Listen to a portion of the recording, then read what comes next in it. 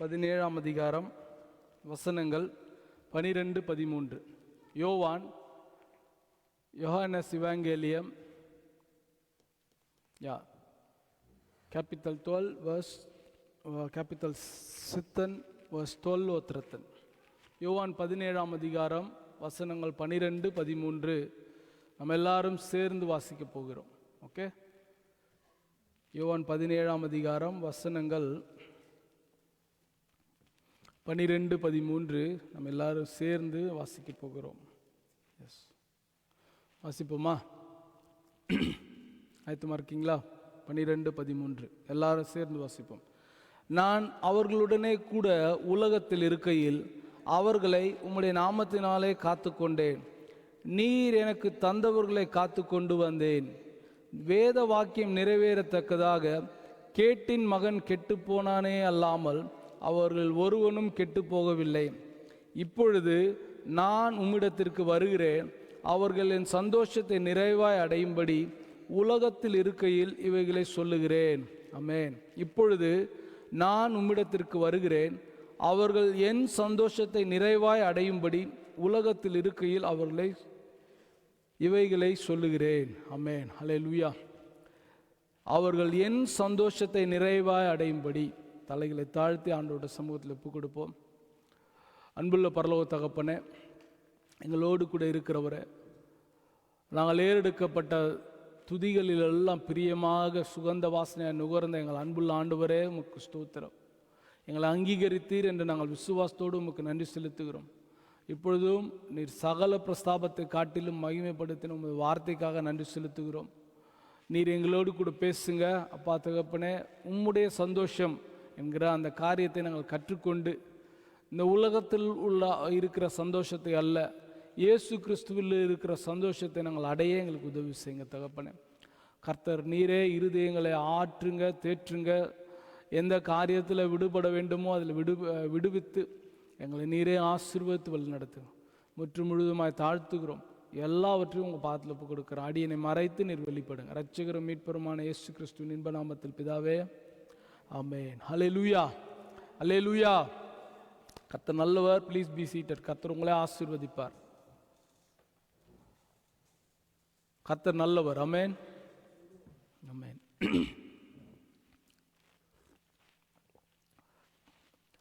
வருஷத்தோட கடைசி மாதத்தில் கடைசி பகுதிக்கு வந்துட்டோன்னு நான் நினைக்கிறேன்.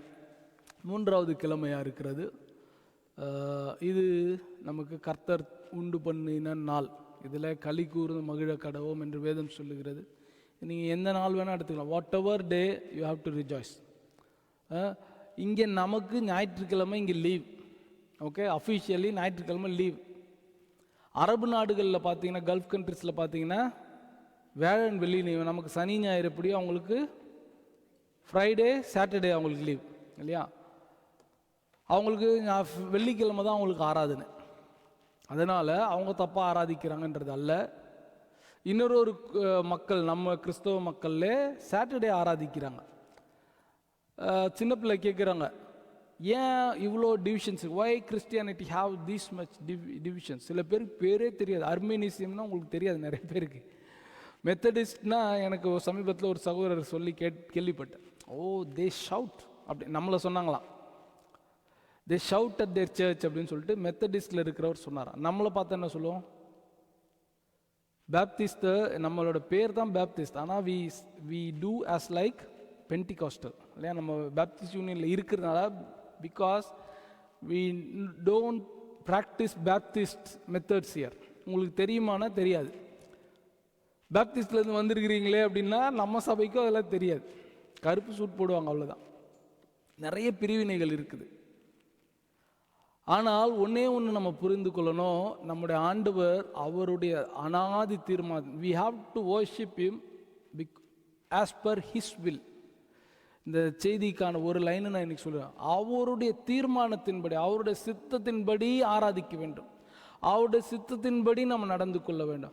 அவருடைய சித்தத்தின்படி காணிக்கை கொடுக்கிறதோ ஆராதிக்கிறதோ வேத வாசனம் எதுவாக இருந்தால், what ever it is, we are all commanded to do as per God's will. நம்ம எல்லாருக்கும் கட்டளை என்னன்னா அவருடைய தீர்மானத்தின்படி அவருடைய சித்தத்தின்படி செய்ய வேண்டும் என்பதுதான் நமக்கு கொடுக்கப்பட்டிருக்கு. கர்த்தர் இந்த ஆண்டு நமக்கு வாக்குத்தத்தம் கொடுத்திருக்கிறார். வாக்குத்தத்தம் என்ன? நீங்கள் குணமாவீர்கள், சுகப்படுவீர்கள், நீங்கள் you will all B healed அப்படின்னு சொல்லி நமக்கு promise word, you all will be healed. நான் உங்களை குணப்படுத்துவேன் என்று சொல்லியிருக்கிறார். And as we all understood, we have very good knowledge about good health. இப்போ யாரும் 7 மணிக்கு 7 மணிக்கு மேலே மக்கள் சாப்பிட மாட்டுறாங்க. ஏன்னா அந்த இன்டெஸ்டைனை பாதுகாத்துக்கிறதுக்காக. ஏன்னா 7 மணிக்கு மேலே சாப்பிட்றதெல்லாம் என்ன ஆகுதா, சுகர் ஸ்பைக் ஆகுது, குளுக்கோஸ் ஹையாக காட்டுது. அதனால தான் மார்னிங் அது டிப் ஆகுறதுக்குள்ளே நமக்கு டைம் ஆகிடுது. And we start our cycle இந்த மார்னிங். அதனால இது ஒரு இம்பேலன்ஸ்டாக இருக்குதுன்னு சொல்லி என்ன சொல்கிறாங்க, 7 மணிக்கு மேலே சாப்பிடக்கூடாது. செலிப்ரிட்டிஸோட பேட்டிகள்லாம் பார்த்தீங்கன்னா நாங்கள் 5 மணிக்கு மேலே சாப்பிட்றதே இல்லை, நமக்கு அப்போ தான் பசிக்குமே. நமக்கு ஒரு 8 மணி 9 மணி ஒரு சாடையாக ஒரு பசிக்குது, ஒரு கெளி அப்படின்லாம் சொல்லி நம்ம இது பண்ணிகிட்ருக்கோம். ஆனால் இப்போ நம்ம கொஞ்சம் we are getting used to itல சொல்கிறோம். நல்லா கல்ச்சர்லாம் சொன்னால் வேறு மாதிரி ஆகிடும். நம்ம கொஞ்சம் சரியாயிட்டு வரோம்னு சொல்லுவோமா, நம்ம கொஞ்சம் சரியாயிட்டு வரோம். நம்ம 8 மணிக்கு மேலே தான் போட்டு தாக்குன்னு தாக்கி அப்படி இருந்த நமக்கு இப்போ கொஞ்சம். நான் என்ன சொல்ல வரேன், what I am trying to say is, நம்ம எல்லாருமே getting educated to be good in health. நல்ல குட் ஹெல்த் இருக்கிறதுக்கு நமக்கு எல்லாருக்கும் போதிக்கப்படுறோம். எல்லாருமே பேசுகிறாங்க. நான் கொஞ்ச நாளுக்கு முன்னாடி சொன்னது போல் இந்த கெண்டைக்காலை குறித்து எல்லாருக்குமே அறிவு வந்து இருக்குது. இதை நம்ம ஸ்ட்ராங்காக வச்சுக்கிட்டா நம்மளோட ஹெட்டை ஸ்ட்ராங்காக இருக்குதான். இதை நம்ம ஆரோக்கியமாக வச்சுக்கிட்டா எல்லாரும் என்ன பண்ணுற, உட்காந்துருக்கு, நீங்கள் நடக்க வேண்டாம், உட்காந்துட்டு இருக்கும் போதே உங்களுடைய இந்த சதைக்கு நீங்கள் கொஞ்சம் வேலை கொடுத்து கொண்டே இருந்தீங்கன்னா அது ஹெட்டுக்கு ஒரு நல்ல ஒரு ஆரோக்கியமான எக்ஸசைஸாக இருக்குதான். இப்போ அதை யாரும் கார்டியாலஜிஸ்ட் பேசல, சர்ஜன் பேசல, சாதாரணமாக இருக்கிற நம்ம போல இருக்கிறவங்க பார்த்து பேசுகிறாங்க. என்ன பண்ணிட்டு இருக்கிறீங்க அப்படின்னா, காலுக்கு கொஞ்சம் எக்ஸசைஸ் கொடுத்துட்டு இருக்கிறேன். Very good. அந்த அறிவுக்காக நான் தேவனை நன்றியோடு ஸ்தோத்திரிக்கிறேன். இந்த அறிவு வந்துருச்சு. ஆனால் we are still illiterate. நம்ம இன்னும் படிப்பறிவில்லாதவர்களாக இருக்கிறோம். எந்த காரியத்தில்? யாரை பார்த்து படிப்பறிவில்லாத இருக்கிறீங்கன்னு கேட்குறீங்களா? நம்ம பார்த்து தான் கர்த்தர் சொல்றார், உள்ளான மனுஷன் ஆரோக்கியமாக இருக்க வேண்டும் என்று இன்னும் நீங்கள் உணராது இருக்கிறீர்களே அப்படி என்று கர்த்தர் நம்மை குறித்து வசனப்பட்டார். ஏன்னா இந்த உள்ளான மனுஷன் தான் அங்கே போகுது பரலோகத்துக்கு. தேவன் உண்டாக்கி வைத்து கைவேலைகள் அல்லாமல் கட்டப்பட்டிருக்கிற அந்த பரலோகத்துக்கு யார் போகிறா? நீங்கள் பார்த்து பார்த்து தடவி அடித்து கலர் பண்ணி ஏதோ பண்ணி மேக்கப் பண்ணுங்க. நான் தப்பு சொல்ல மாட்டேன், நல்லா அழகாக வாங்க, தப்பு இல்லை, அது உங்களுது. அதே வேளையில் அது எல்லாவற்றை காட்டிலும் நமக்கு எது அவசியமானது, very important priority thing is the inner man, the soul. இந்த உள்ளான மனுஷனை குறித்து ஆண்டவர் மிகவும் மிகவும் மிகவும் கரிசனை உள்ளவராக, is more thoughtful about the inner man. ஏன்னா இதுதாங்க போகுது. ஆனால் உலகத்தில் நம்ம என்ன பண்ணுறோம், அதுக்கு பெரிய முக்கியத்துவம் கொடுக்கறது இல்லை. அதனால கர்த்தர் சொன்னார், இந்த ஆண்டு உங்களோட ஆத்துமாவிலே நீங்கள் பலனடைய வேண்டும், உங்களோட ஆத்துமாவிலே நீங்கள் குணமடைய வேண்டும் என்று கர்த்தர் சொல்லி அநேக வார்த்தைகளை கொடுத்துரு. இதெல்லாம் செய்யக்கூடாது, அதெல்லாம் செய்யக்கூடாது. நிறைய நேரம் பிரசங்கத்துக்கும் சர்ச்சுக்கா அங்கே போனாலும் இதை செய்யாத, அதை செய்யாத, அப்படி செய்யாத, இப்படி இப்படி தான் சொல்லிகிட்டே இருப்பாங்க. இங்கே இருக்கிறவர்களுடைய விருப்பம் என்னன்னா, எதெல்லாம் செய்யாமல் நம்ம அங்கே போக முடியும் என்கிறது தான் சொல்ல வேண்டியது. அதுதான் இன்றைக்கு நாங்கள் நிற்கிறோம். எதெல்லாம் செய்யக்கூடாது. இந்த கிழமை நான் ஒரு சின்ன ஒரு ஆர்டிக்கல் படித்தேன், who is a good pastor அப்படின்னு சொல்லிட்டு படித்தேன். அதை பார்த்த உடனே கொஞ்சம் நேரம் நான் டைம் எடுத்து படித்தேன். நான் 7 காரியங்கள் அங்கே சொல்லப்பட்டிருக்குது. இந்த 7 காரியத்தில் அவங்க சொல்கிறாங்க, ஏதாவது ஒரு 2-3 நீங்கள் உங்கள் பாஸ்டர்கிட்ட இல்லைன்னா நீங்கள் தவறான போதகர் இடத்துல இருக்கிறீங்க, அங்கேருந்து தப்பிச்சு ஓடிடுங்க அப்படின்னு சொல்லியிருக்கிறாங்க. நான் பார்த்தேன். நான் கர்த்தர் கிருபையில் உங்ககிட்ட தான் சொல்லணும்னு நினச்சேன். எனக்கு நானே, அதாவது தன்னைத்தான் சோதித்தறிந்து இருக்கு இல்லையா, அதனால் நான் என்னை நானே சோதித்தறிந்த கர்த்தர் கிருபையில் பாஸ். இப்போ நீங்கள் ஸ்கோர் சொல்லு. 4, 5, 6 அப்படின்னு கேட்பீங்க நீங்கள். உங்ககிட்டே சொல்கிறேன், ஒரு நாள் அறிவித்தல்ல அந்த 7 காரியத்தை காட்டணும்னு நினச்சேன். நான் இன்னைக்கு நேரம் போதாததுனால காட்டல. எதெல்லாம் நம்முடைய ஆத்மாவுக்கு கூடாததா இருக்குதோ, டாக்டர் கிட்ட போறீங்க, என்ன சொல்றாங்க உங்ககிட்ட? நீங்க செய்யறதெல்லாம் நல்லா செய்யுங்க, அப்படியே செய்யுங்க நான் சொல்லி அனுப்புறாங்க. சில நேரம் டாக்டர் பார்க்கறதே பிடிக்கிறதே இல்லை இல்லையா? ஏன்னா என்ன சொல்றாங்க? என்ன சாப்பிட்ற, இதை சாப்பிடாத. ஓ, நான் அது உள்ளதான் கொஞ்சம் தான், அந்த கொஞ்சம் தான் உனக்கு விஷம், சாப்பிடாதுன்னு சொல்றாங்களா இல்லையா?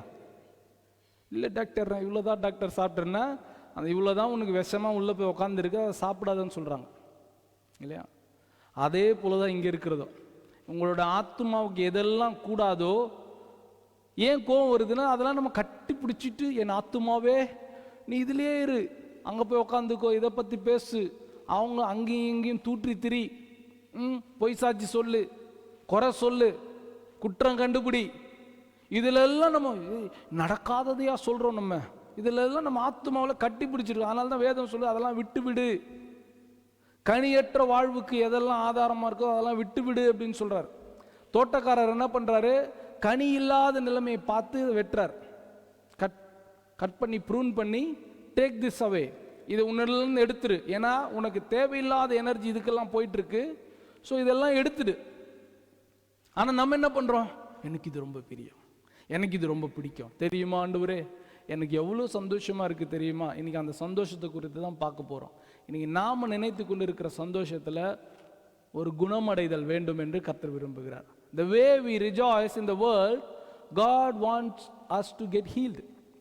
இன்னைக்கு நாம பட்டு கொண்டிருக்கிற சந்தோஷம் சந்தோஷம் அல்ல என்று வேதம் சொல்லுகிறது. அதை நம்ம கற்றுக்கொள்ள போகிறோம். நான் இந்த வேத பகுதியை நான் வாசிச்சுட்டு இருக்கும்போது நான் நம்புறேன் எல்லாரும் வேதம் வாசிக்கிறீங்க என்று சொல்லி. எப்படி வாசிக்கிறீங்க? நீங்க மத்தேயிலிருந்து ஆரம்பிச்சிங்களோ இல்லாட்டி பின்னாடியிலிருந்து வரீங்களோ எப்படியோ.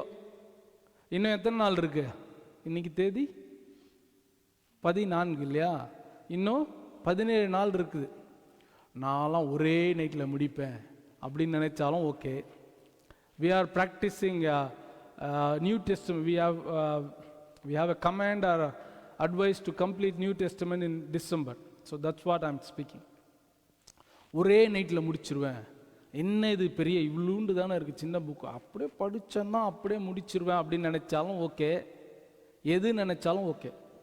நான் இந்த யோவானில் தான் தொடங்கின. யோவானில் படிச்சுட்டு இருக்கும்போது அநேக காரியங்கள் ஆச்சரியமாக இருக்குது. எத்தனையோ முறை படிச்சிருக்கு, இந்த வருஷமே படிச்சிருக்கிறேன். ஆனால் இப்போ படிக்கும் இன்னும் நிறைய முறை ஆச்சரியமாக இருக்குது கர்த்தருக்குள்ளாக நான் பார்க்கும்போது. இந்த வார்த்தை, நான் இந்த செய்தி நான் சொன்னது போல சந்தோஷத்தை குறித்து என்ன எவ்வளோ பிரசங்கம் இருக்குது. கர்த்தருக்குள் சந்தோஷமாக இருங்கள், ரிஜாய்ஸ் ரிஜாய்ஸ் இன் கிரைஸ்ட் இருக்கு. அதை பேசி முடிச்சிடலாமா? எல்லாருக்குமே தெரியுமே. என் பிள்ளைங்களுக்கு புதுசாக ஏதாச்சும் ஒன்று கொடுக்கணும், எனக்கு நீங்கள் புதுசாக கொடுங்க ஆண்டவரே என்று கேட்டு படிக்கும்போது இந்த வசனம் என்னோட கண்ணில் பட்டுது. ஐ சாட் இன் திஸ். நான் கொஞ்ச நேரம் உட்கார்ந்தேன். எனக்கு வெளிப்பாடு வந்தது, ரகசியம் வந்ததெல்லாம் சொல்ல மாட்டேன், ஒன்றுமே தெரியல. ரொம்ப நேரமாக என்னதான்ப்பா நீங்கள் அதில் சொல்லியிருக்கீங்க, ரொம்ப நேரமாக தேடிட்டே இருந்தேன். கர்த்தர் நமக்கு சொன்னதே சொல்லுவார். இந்த 13வது வசனம், யோவான் 17:13, ஜான் சாப்டர் 17:13 சொல்லுது, இப்பொழுது நான் உம்மிடத்திற்கு வருகிறேன், அவர்கள் என் சந்தோஷத்தை நிறைவே அடையும்படி. இயேசு சொன்னாரு, என்ன சொல்றாரு? அவர்கள் என் சந்தோஷத்தை, எல்லாரும் சொல்லுங்க, என் சந்தோஷத்தை நிறைவே அடையும்படி உலகத்தில் இருக்கையில் இவைகளை சொல்லுகிறேன். இந்த யோவான் எழுதின 17ஆம் அதிகாரம் பார்த்தீங்கன்னா ஜீசஸ் பிரேயர், இயேசு கிறிஸ்துவுடைய முதல் பிரசங்கம், நீண்ட பிரசங்கம் எப்படி மலை பிரசங்கமா இருக்கிறதோ, மத்தேயு 5, 6, 7 இருக்கிறதோ, அதுபோல இயேசு ஜெபித்த பெரிய ஜெபம் இதுதான், 17ஆம் அதிகாரம் தான். நீங்க புதிய ஏற்பாட்டு படிக்கிறவங்களுக்கு ஒரு சின்ன ஒரு துணுக்கு சொல்றேன், கற்றுக்கொண்டதை தான் சொல்றேன். 4 சுவிசேஷங்கள் கொடுத்திருக்கிறோம். சொன்னதே திரும்ப திரும்ப வாசிக்கிறது போல இருக்கும், சிலது சொன்னதை மாற்றி இருக்கிறது போல இருக்கும். ஏன் இந்த 4 சுவிசேஷங்கள் இயேசு கிறிஸ்து, why God Jesus allowed 4 gospelsனா 4 விதமான மக்களுக்கு கொடுத்தார். மத்தேயு எழுதின சுவிசேஷம் இயேசுவை ராஜாவாக யூதர்களுக்கு காட்டுகிறது. நீங்க போய் பார்த்தீங்கன்னா இயேசு வந்தார், இயேசு அமர்ந்தார், இயேசு பேசினார். வாயை திறந்து நீங்க நான் எப்படி பேச முடியும் சொல்லுங்களேன்? வாய் திறந்தான் பேச முடியும். மத்த எப்படி? இயேசு உட்கார்ந்து ஜனங்களை பார்த்து வாயை திறந்து சொன்னதாவது, ராஜாவுக்கு எப்படி சொல்லுவோமோ அது போலவே காட்டுவார். சின்ன ஒரு உதாரணம் தான் சொல்றார். ராஜா எப்படி இருப்பார்? சில இடத்துல கட்டளை சொல்றார். ராஜா சொன்னதுதான் இல்லையா, கட்டளையாக சொல்கிறார். So Matthew shows Jesus as king to Hebrews. யூதர்களுக்கு, ஜூஸ்க்கு, யூதர்களுக்கு ராஜாவாக காட்டுகிறார். மார்க் எழுதின சுவிசேஷம் பாருங்க, ஒரு குட்டி சுவிசேஷம். நீங்கள் ஒரு மணி நேரத்தில் படித்து முடிக்கணும்னா மார்க்கை படித்து முடிச்சிடலாம். நீங்கள் பார்த்தீங்கன்னா அவசரமாக டைம் இல்லை. இப்போ கேட்டிங்கன்னா என்ன சொல்லுவாங்க? டைம் இல்லை, டக்குன்னு சொல்லு. அவங்க சில பேர் சாட்சி சொல்ல சொல்லியிருப்பாங்க பார்த்துருங்க. நான் சனிக்கிழமை காலை 10 மணிக்கு 10 இல்லை 10:05 இருக்குன்னு நினைக்கிறேன், அப்பொழுது எனக்கு லேசாக இங்கே தலை குத்து இங்கே ஆரம்பிச்சது, இல்லை இங்கே ஆரம்பிச்சது, இங்கே இருந்து இப்படி வந்தது அப்படின்னு சொல்கிறதுலாம் மத்தேயு. அவர் அங்கே பிறந்தாரு, எப்போ பிறந்தாரு, யாருக்கு பிறந்தாரு, எந்த ராஜாவில் இருந்தார், அன்றைக்கு இருந்த யாரையும் சொல்லிட்டு தெளிவாக இருக்கும். ஆனால் மார்க் ஒரு வாலிபன். அவன் ஊழியத்தில் பாதியில் விட்டுட்டு ஓடினவன். அவனுக்கு ஆண்டவர் ஒரு வாய்ப்பு கொடுத்து சுவிசேஷம் சொல்கிறார். பேதுரு சொல்ல சொல்ல சொல்ல மார்க் எழுதின சுவிசேஷ புஸ்தகம் தான் மார்க் எழுதின சுவிசேஷ புஸ்தகம். மார்க் பார்த்தீங்கன்னா இவர் மத்தேயு 16ஆம் அதிகாரத்தில் வருவார், இயேசு எருசலேமுக்கு வந்தார் அப்படின்னு இருக்கும். ஆனால் மார்க் பார்த்தீங்கன்னா அதுக்குள்ள சுவிசேஷத்தை முடிச்சிட்டு இருப்பார். ஃபாஸ்டாக போகிறவங்களுக்கு மார்க் என்னவா காட்டுறார்? இயேசு கிறிஸ்துவை ஒரு வேலைக்காரனாக காட்டுறார், ஒரு சர்வெண்ட்டாக காட்டுறார். யாருக்கு காட்டுறாருன்னா ரோமர்களுக்கு ஒரு சர்வெண்ட்டாக காட்டுறார். லூக்கா எழுதின சுவிசேஷ புஸ்தகம் இயேசு என்னவா காட்டுது? ஒரு மனுஷனாக காட்டுறார். அவர் ஒரு டாக்டர். மனுஷனுக்கு என்னெல்லாம் இருக்கும்? பசி இருக்கும். மனுஷனுக்கு என்ன இருக்கும்? அழுவோம். அதனால தான் இயேசு கண்ணீர் விட்டார், இயேசு பசியாக இருந்தார், இயேசு தாகமாக இருந்தார், இயேசு இப்படி பண்ணார் அப்படி பண்ணார். மனுஷனுக்குரிய எல்லா காரியங்களையும் லூக்கா காட்டுறது தான் லூக்கா எழுதின சுவிசேஷ புஸ்தகம். இயேசு கிறிஸ்துவை மனிதனாக காட்டுவார். கடைசியாக யோவான் பார்த்தீங்கன்னா, இயேசுவே நான் உமது மார்பில் சாய்ந்த டிசைபிள், நான் விசுவாசி, நான் எனக்கு எப்படி காட்டணும்? எனக்கு விசேஷமாக காட்டணும். இப்போ இவங்கெல்லாம் எதிர்பார்த்ததை விட இப்போ என்ன சொல்கிறார் இயேசுப்பா? இப்போ யோவான் எழுதி ஆண்டவர் சொல்லுங்க, நான் எங்கேருந்து ஆரம்பிக்கட்டும்? நான் எங்கேருந்து ஆரம்பிக்கட்டும்? நீங்கள் பிறந்தீங்க அங்கேருந்து ஆரம்பிக்கட்டுமா? நீங்கள் ஊழியத்தில் இருந்து ஆரம்பிச்சிங்க அங்கேருந்து ஆரம்பிக்கட்டுமா? அதெல்லாம் ஒன்றும் இல்லை. எங்கேருந்து சொல்கிறாரு? அங்கே போயிடு, ஆதி 1ஆம் அதிகாரத்துக்கு போயிடு. ஆதியிலே தேவன் இருந்தார், தேவன் வார்த்தையாக இருந்தார், வார்த்தை தேவனாக இருந்தார். அங்கே போயிட்டார். ஆதியிலே வார்த்தை இருந்தார், அந்த வார்த்தை தேவனாக இருந்தார், அந்த வார்த்தை தேவனிடத்தில் இருந்தது. இப்படி 4 விதமான சுவிசேஷங்களை நமக்கு காண்பித்து கொடுக்குறாருங்க. இது ஒரு சின்ன ஒரு துணுக்காக தான் சொல்கிறேன் நான். அப்போது பைபிள் படிக்கிறீங்கன்றதுக்காக ஏன் இதே வந்துட்டே இருக்குது அப்படின்னு நினைக்கிறவங்களுக்கு ஒரு சின்ன ஒரு ஆலோசனையாக சொல்லப்படுகிறது, தேவ ஆலோசனையாக சொல்லப்படுகிறது அந்த வார்த்தை. அப்போ நான் வாசிட்டு வரும்போது இயேசு கிறிஸ்துனுடைய சந்தோஷம் என்று அவர்கள் என் சந்தோஷத்தை நிறைவாய் அடையும்படி. அது என்ன என் சந்தோஷத்தை? இயேசு சந்தோஷமாக இருந்தாரா? எத்தனை பேர் சொல்ல முடியும்? இயேசு சந்தோஷமாக இருந்தாரா அப்படின்ற கேள்விக்கு பாதிக்கா புரிதலுக்கு நம்ம சொல்லுமே இருந்தார். இப்போ நான் கேட்ட கேள்வியிலே உங்களுக்கு தெரிஞ்சிடும். ஆமாம் சந்தோஷமாக இருக்கும். என்னன்னு சந்தோஷமாக இருக்குன்னு சொன்னால் சொல்ல மாட்டீங்க நீங்கள், இல்லையா? அதுவும் எனக்கு தெரியும். ஹவு வாஸ் ஜீசஸ் கிளாட் அப்படின்னா தெரியாது. ஆனால் அவருடைய பேச்சில், அவருடைய நடவடிக்கைகளில் எப்பொழுதுமே சந்தோஷம் இருந்து கொண்டே இருந்தது. எப்படி சந்தோஷம் இருந்தது என்றதை நம்ம இன்றைக்கு பார்த்து கற்றுக்கொள்ள போகிறோம். ஒரு இடத்துல சொல்கிறாரு, உலகம் தருகிற சமாதானத்தை நான் உங்களுக்கு தரமாட்டேன். அப்போனா என்ன சொல்கிறாரு? உலகமும் சமாதானம் தரும், நானும் சமாதானம் தருவேன். உலகத்தில் இருக்கிற சமாதானம் it will not last long. ஏன்னா நமக்கு ஒரு அப்பா சந்தோஷமாக இருக்குது, சமாதானமாக இருக்குதுன்னு சொன்ன உடனே அடுத்து இல்லை, அவர் சொன்னது பொய்யா, சும்மா சொன்னாரான உடனே என்ன ஆயிடுது நமக்கு? என்ன போங்க நீங்கள் இப்படி சொல்லிட்டீங்க அப்படின்னு சொல்கிறோம். ஆனால் இயேசு தர சமாதானம் இருக்கு இல்லையா? அடுத்த கிழமைக்கான பிரசங்கம் அது. இயேசு தர சமாதானம் இருக்கு இல்லையா? அது என்ன ஆனாலும் போகாது. அது போல தான் அவருடைய சந்தோஷமும். என்ன ஆனாலும் போகக்கூடாதுன்னா அது எப்படிப்பட்ட சந்தோஷமா இருக்கிறது என்று நம்ம கற்றுக்கொள்ள வேண்டும். அவர் சொல்றாரு, என் சந்தோஷத்தை அவர்கள் என் சந்தோஷத்தை நிறைவடையும்படிக்கு. இயேசுனுடைய நிறைவான சந்தோஷம் என்ன? இயேசு இப்போ சந்தோஷமா, நமக்கு உலக வழக்கில் சந்தோஷமா இருந்தால் என்ன பண்ணுவோம்? பகுடி விடுவோம், தெரியுமா? ஆமாவா இல்லைங்களா? ஒரு மாதிரி பார்க்குறீங்க. ரொம்ப சந்தோஷமா இருந்தால் என்ன பண்ணுவோம்? ஜோக் சொல்லுவோம். நம்ம அந்த இடமே கலகலன்னு இருக்கிறது தான் சந்தோஷம் நம்ம நினைச்சிட்டு. இயேசு கிறிஸ்துவும் அதை பண்ணார். இயேசு கிறிஸ்து அவர் என்ன பண்ணாருன்னா, அவர் என்னன்னு சொல்லிட்டாங்க, போஜன பிரியன்னு சொல்லிட்டாங்க. அதை அவர் எப்படி ஹேண்டில் பண்றாருன்னு பாருங்க. லூக்கா எழுதின சுவிசேஷ புஸ்தகம் 7ஆம் அதிகாரம் வசனம் வாசிக்கிறவங்க எல்லாரும் போயிட்டாங்க. லூக்கா எழுதின சுவிசேஷ புஸ்தகம் 7ஆம் அதிகாரத்தில் நம்ம இன்றைக்கு வாசிக்க போகிறோம்.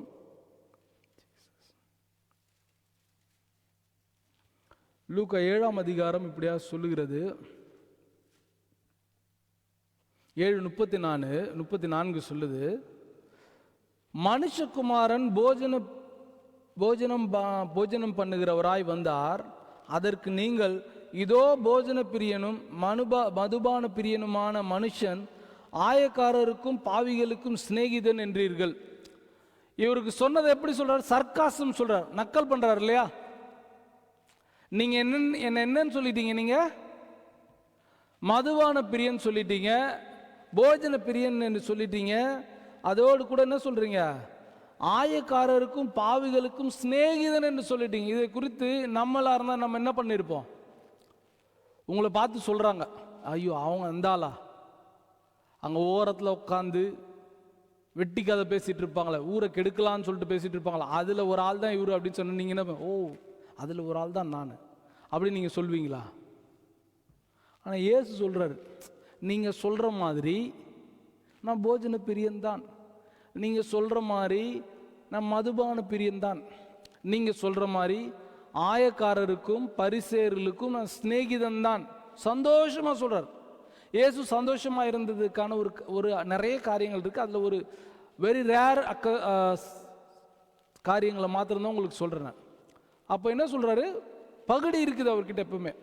இன்னும் ஒரு இடத்துல ஒரு பகுடி பண்றாரு. எப்படி பகுடி பண்றாரு? இயேசு இப்போ மரித்து உயிரோடு எழுந்துறார். It is happening after God resurrected.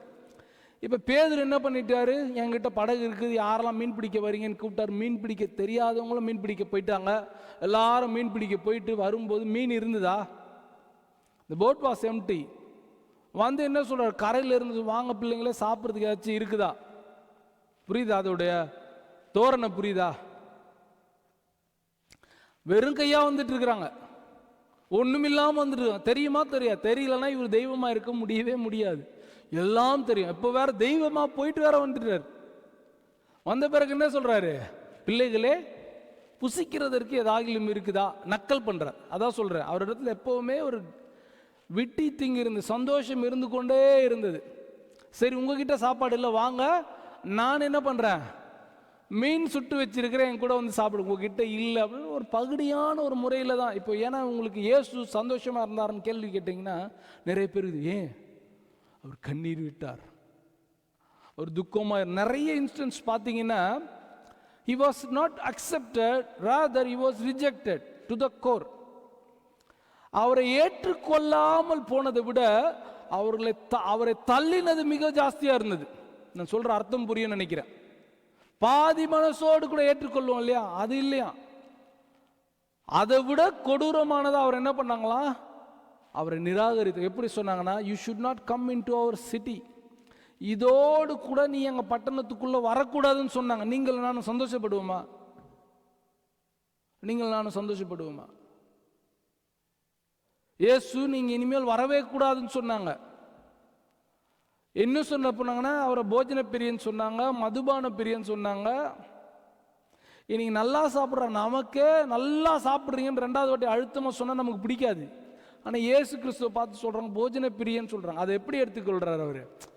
நீங்க தான் சொன்னீங்களே என்ன போஜன பிரியன்னு சொல்லி, நீங்க தான் சொன்னீங்களே என்ன மதுபான பிரியன்னு சொன்னீங்களே, நீங்க தான் சொன்னீங்களே பரிசேயருடைய ஃப்ரெண்டுன்னு சொல்லுங்க. ரபிமார்களுக்கு ஜோக்ஸ் பிடிக்காது, சிரிக்கவே மாட்டாங்க.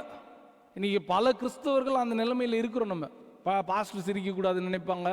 ஏன்னா அவங்க கொடுத்த ஒரு அடையாளம். நீங்க வேதத்தை வாசிச்சுட்டு போயிட்டே இருக்கிறீங்கல்ல, ஒரு சின்ன ஒரு கேள்வி சொல்கிறேன். பரிசேயர்கள் வராங்களா இல்லையா? சதுசேயர்கள் வர. நானும் நிறைய முறை உங்களுக்கு பிரசங்கித்து இருக்கிறேன். இயேசு கிறிஸ்து இந்த பூமிக்கு வந்தது எதற்காகனா பரிசேயர்களை ஒழிக்க, சதுசேயர்களை ஒழிக்க. இவர்களை கண்டாலே அவர்களுக்கு பிடிக்காது. ஆயக்காரரே பரிசேயரே உங்களுக்கு ஐயோ ஐயோ ஐயோன்னு சொல்ற. யார் இந்த பரிசேயர், யார் இந்த சதுசேயர்னு உங்களுக்கு புரியுதா? அதுதான் புதிய ஏற்பாட்டோட ரகசியம். அதுக்கு தான் வாசிக்க சொன்னேன் உங்களை. எங்க இருந்து வந்தாங்க இந்த பரிசேயர்? என்னைக்காக யோசிச்சிருக்கிறோமா? எங்க இருந்து வந்திருக்கிறாங்க இந்த சதுசேயர்? எங்க இருந்து யோசிச்சிருக்கிறோமா? அப்படியே படிச்சுட்டு போவோம். ஆயக்காரரை வெறுத்தார், பரிசேயரை வெறுத்தார். கொஞ்சம் உற்று கவனிங்க. கர்த்தர் அதற்கான வெளிச்சங்களை அங்கே கொடுத்திருக்கிறார். ஓகே, இப்போ இவரை எங்க பார்த்தாலும் எல்லா இடத்துல வரவேற்றாங்கன்னா இல்லை. ஒரு சில இடங்கள் என்ன பண்றாங்க, நீர் எங்களிடத்திலேயே தங்கி இருந்து நாளை போங்கன்னு சொல்லும்போது அவர் தங்கினாரன்னு பார்த்தீங்கன்னா நிறைய இடத்துல தங்கல. மாறாக he left very immediately. சந்தோஷப்பட்டாரான்ற கேள்விக்கு அநேக இடத்துல நமக்கு நேரடியான பதில் இல்லாமல் இருக்குது. ஆனால் இயேசு கிறிஸ்து சந்தோஷமாக இருந்தார் என்கிறது வேதத்துக்கூடாக நம்ம கற்றுக்கொள்ள போகிறோம். ஏன்னால் இந்த வசனம் சொல்றது அவர்கள் என் சந்தோஷத்தை நிறைவடையும்படி. யார்கிட்ட கேட்டுட்டு இருக்கிறாரு? பிதாவாகிய தேவனிடத்துல. 17ஆம் அதிகாரம் முதல்ல இருந்து வாசிச்சு பார்த்தீங்கன்னா, இயேசு இவைகளை சொன்ன பின்பு தம்முடைய கண்களை வானத்துக்கு ஏறெடுத்து, பிதாவே வேலை வந்தது, நீர் உம்முடைய குமாரனுக்கு தந்தவர்கள் யாவருக்கும் அவர் நித்திய ஜீவனை கொடுக்கும் பொருட்டு மாம்சமான யாவர் மேலும் நீர் அவருக்கு அதிகாரம் கொடுத்தபடி. பெரிய வசனம் போல இருக்கு. முழு அதிகாரமும், full chapter is the prayer of Lord Jesus Christ to God, Father God. ஒரு விசேஷித்தமான ஜெபம். இப்ப மனுஷங்கிட்ட பேசுற மாதிரி பகுடி பண்ணல. யார்கிட்ட பேசுறாரு? தேவனிடத்துல, பிதாவினிடத்துல பேசுறாரு. அப்போ ஒவ்வொரு வார்த்தையும் அளந்து கொடுக்கப்பட்டிருக்கும், சரியா இருக்கும். அப்ப இயேசு என்ன சொல்றார்? போற போக்கில் சொல்லல, அவர்கள் என் சந்தோஷத்துல. அப்ப இயேசு கிறிஸ்துவுக்கு ஒரு சந்தோஷம் இருந்திருக்கு இல்லையா? அந்த சந்தோஷம் என்ன என்கிறத தான் இன்றைக்கு நம்ம கற்றுக்கொள்ள போகிறோம். ஏனென்றால் நீங்களும் நானும் படுகிற சந்தோஷம் லிமிட்டட். உதாரணத்துக்கு சொல்லுவேன், உங்களுக்கு வேலை கிடைக்கும். ஒரு இன்டர்வியூக்கு அப்ளை பண்ணியிருக்கிறீங்க, வேலை கிடைக்குது. எனக்கு நடந்திருக்கு, அதனால சொல்கிறேன். வேலை கிடைச்சது, கர்த்தருக்கு ஸ்தோத்திரம், சாட்சி சொல்லியாச்சு. கர்த்தர் இந்த அடியேனுக்கு, இந்த அடிமைக்கு கர்த்தர் வேலை கொடுத்தார். அங்கே என்னை விட நிறைய பேர் பெரிய ஆளுங்களாம் இருக்கிறாங்க, அதை விட என்னை தெரிந்தெடுத்தாருன்ட்டு சாட்சி சொல்லியாச்சு. எல்லாருக்கும் ட்ரீட் கொடுத்தாச்சு. நண்பர்களே வாங்க என்னுடைய சந்தோஷத்தில் celebrate and join in my Joy அப்படின்னு சொல்லிட்டு சாப்பாடுலாம் கொடுத்தாச்சு. நடந்தது சொல்கிறேன். ஒரு வாரம் கழிச்சு என்ன சொல்கிறாங்க? வேலை இல்லை. இங்கே 2019 நான் வர்றதுக்கு ட்ரை பண்ணும் போது நடந்தது இது. ஹவுகுசுந்தில் ரொம்ப குறைவான ஒரு சம்பளத்துக்கு என்னை கூப்பிட்டாங்க. எனக்கு ஹவுகுசுந்து எங்கே இருக்குதுன்னு தெரியாது. நானே நினச்சி டெய்லி போயிட்டு வந்துடலாம்னு நினச்சேன். மேப்பில் பார்த்தா அப்படி தான் சொல்லுது. டெய்லி ஒரு மணி நேரத்துக்கு முன்னாடி கிளம்புனா போயிட்டு வந்துடலாம். உங்களுக்கு நல்லா தெரியும்.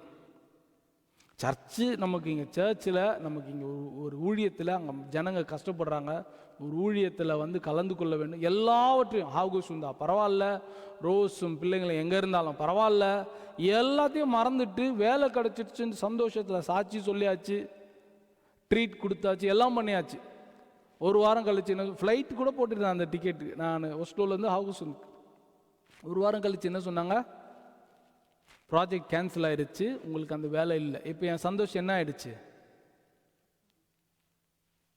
குறைஞ்சிருச்சு, இல்லாமல் போயிடுச்சு இல்லையா? ஏன்?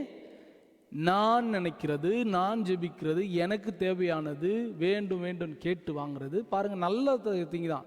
இங்கே என்னோடு கூட ஃபஸ்ட்டு வீடு வாடகைக்கு கொடுக்க வந்தவங்களுக்கு தெரியும், என்கிட்ட ஐம் எம்டி, ஒன்றும் கிடையாது. இங்கே ஆஹா ஓஹோன்னு இருக்கிறதுக்காகலாம் இல்லை, நல்ல காரியத்துக்காக யோசிக்கிறோம். சபைக்கு ஒரு ஊழியக்காரர் இருக்கணும். நான் பைபிள் காலேஜில் படிக்கும்போது ஃபஸ்ட்டு என்ன சொல்லுவாங்கன்னா, நீங்கள் அந்த இடத்துல போய் ஊழியம் பண்ணணும். போயிட்டு வர்றதில்லை, அந்த இடத்துல போய் இருக்கணும். அதை தான் நான் மனதில் கொண்டு இந்த இடத்துல வருகிறது இருக்கு. நீங்கள் என்னை பாஸ்டர் கொண்டீங்களோ இல்லையோ, இல்லை அனுப்புனவங்க என்னை பாஸ்டர் அனுப்புனாங்களோ அனுப்பல, அதெல்லாம் எனக்கு தேவையில்லை. அந்த இடத்துல போய் இருந்து ஊழியம் பண்ணணும். நீங்கள் என்ன அதுக்கப்புறம் பார்க்க உங்களுக்கு புளிச்சு போச்சு. ஆனால் இந்த இடத்துல இருக்கணும்.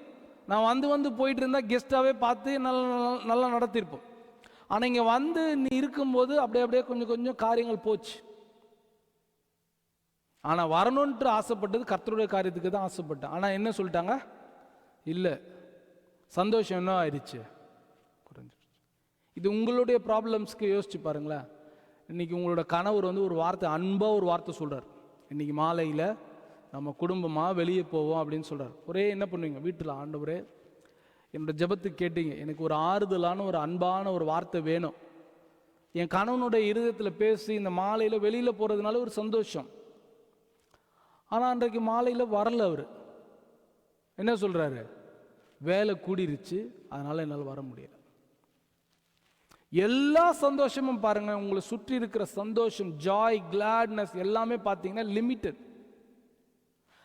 சிலது நடந்து முடிஞ்ச உடனே போயிடும்.